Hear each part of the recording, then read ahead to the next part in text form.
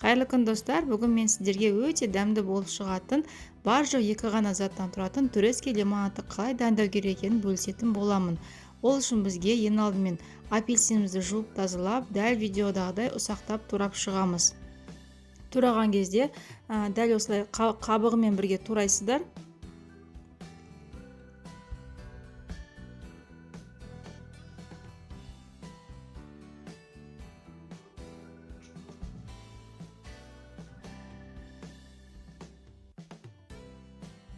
Ыдысымызға саламыз турап болғаннан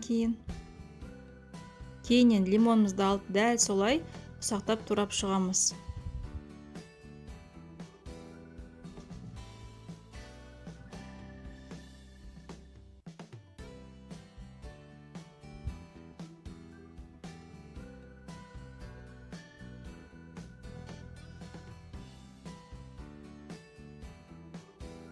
Турап болғаннан кейін пакетке салып 3-4 сағатқа морозилкаға қатырып қоямыз.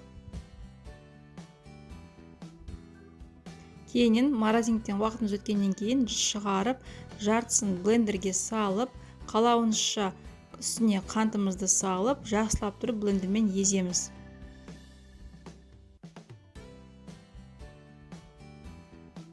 Езіп болғаннан кейін үлкен ыдысқа езген жемістерімізді саламыз.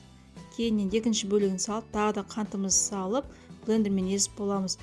Барлығын езіп болғаннан кейін қайнатылған суды үстіне құйып, жақсылап қантын араластырамыз.